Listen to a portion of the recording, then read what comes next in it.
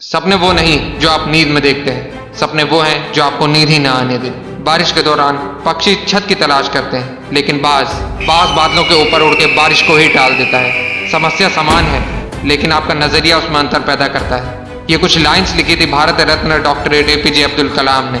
आज की इस वीडियो में मैं आपको कलाम सर की कुछ ऐसे किस्से सुनाने वाला हूँ, जिससे सुन के दोस्त तेरे सोचने का नजरिया बदल जाएगा और तुम अपने अंदर एक नई एनर्जी फील करोगे। दोस्त, तुम्हें पता है कलाम सर ने शादी क्यों नहीं की? उसका सिर्फ एक रीजन था, और वो रीजन था वो सबसे ज्यादा अपने काम से प्यार करते थे। दोस्त, तुझे जान के हैरानी होगी, जिस दिन उनकी सगाई थी उस दिन भी वो काम में इतने बिजी थे कि वो अपनी सगाई तक भूल गए, और उस दिन उन्होंने शादी ना करने का फैसला कर दिया। उन्होंने एक इंटरव्यू में कहा, इंसान शादी और बच्चे अपनी सेल्फलेसनेस के लिए करता है, और मैं सेल्फिश नहीं होना चाहता। मैं अपनी पूरी जिंदगी अपने देश को समर्पित करना चाहता हूँ। दोस्तों, बात है 10 अगस्त 1979 की। 19 साल की मेहनत, 23 मीटर लंबा SLV-3 रॉकेट 17 टन की वजन लेके 7:58 पर आसमान में उड़ गया। ये रॉकेट 4 स्टेज में था, और ये रॉकेट सिर्फ रॉकेट नहीं था, ये सपना था उन तमाम लोगों का जो इस प्रोजेक्ट में शामिल थे, और इस प्रोजेक्ट के डायरेक्टर थे कलाम सर। वो रॉकेट पहली स्टेज तो पार कर गया, लेकिन दूसरी स्टेज में जाने के बाद रॉकेट ने काम करना बंद कर दिया, और 317 सेकंड के बाद कलाम सर और उनके लोगों का सपना कचरा बन के श्रीहरिकोटा से 560 किलोमीटर दूर समंदर में जा गिरा। दोस्त, क्या हालत हुई होगी उस वक्त कलाम सर और उन बाकी सारे साथियों की, जब उन्होंने 19 साल की मेहनत, उनका सपना कुछ ही सेकंड में समुद्र में कचरा बन के बिखर गया। कलाम सर कहते थे कि उस वक्त अंदर से मैं इतना टूट गया था कि मैं बिस्तर में जाके घुस गया, मेरी आंखों से आंसू बहने लगे।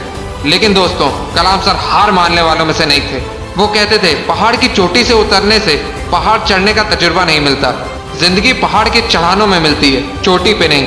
कलाम सर भी इसी तरह एक एक कदम आगे बढ़ते रहे। और दोस्तों, एक साल के बाद 18 जुलाई 1980 सुबह 8:03 पे हिंदुस्तान का पहला सैटेलाइट रोहिणी अंतरिक्ष की ओर निकल पड़ा, और अगले 2 मिनट के अंदर रोहिणी सैटेलाइट अंतरिक्ष में था। कलाम सर ने बताया कि उन्होंने उस दिन जिंदगी के सबसे अहम पल जिए, क्योंकि उस दिन उनकी 20 साल की मेहनत अंतरिक्ष में थी। दोस्तों, उस दिन हमारा देश उन चंद मुल्कों में शामिल हो गया जिसके पास सैटेलाइट लॉन्च करने की ताकत थी।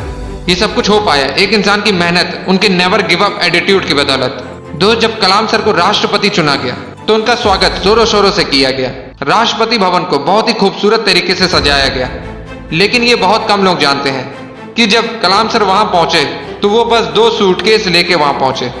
एक सूटकेस में कपड़े और दूसरे सूटकेस में किताबें। इसे कहते हैं किताबों से प्यार। अगर इस वीडियो को कोई स्टूडेंट देख रहा है तो ये बात समझो कि जितना आप किताबों से प्यार करोगे, उतना वो किताबें आपको बड़ा बनाती चली जाएंगी। ये किताबें ही थी जिन्होंने कलाम सर को इतना बड़ा बना दिया। दोस्त, मैंने कुछ लाइन पढ़ी थी जो कलाम सर के लिए लिखी गई है। था बंदा इस्लाम का, पर वो कभी नहीं ऐठा करता था, जब भी चाहा संतों के चरणों में बैठा करता था। दोस्तों, कलाम सर ने कुछ बातें ऐसी कही थी जिसे अपने जीवन में हमेशा हमेशा के लिए उतार लेनी चाहिए। उन्होंने कहा था, कोई भी शख्स कितना भी छोटा हो, उसे हौसला नहीं छोड़ना चाहिए। मुश्किलें जिंदगी का हिस्सा है, और तकलीफ कामयाबी की सच्चाई। खुदा ने यह वादा तो नहीं किया आसमान हमेशा नीला रहेगा, जिंदगी भर फूलों से भरी राह मिलेगी।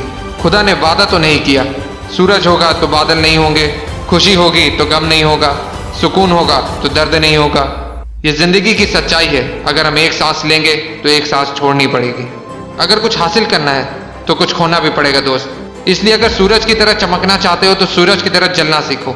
दोस्त, कलाम सर ने तो कर दिखाया, इसलिए आज भी हम कलाम सर के बारे में बात कर रहे हैं। अगर तेरे अंदर भी वो आगे कुछ कर दिखाने की, तो कसम खा तू अपने सपने को पाने के लिए हर हद पार करने के लिए तैयार है। और अपने सपनों को मोटिवेशनल फ्लाइट देने के लिए चैनल को सब्सक्राइब कर लेना।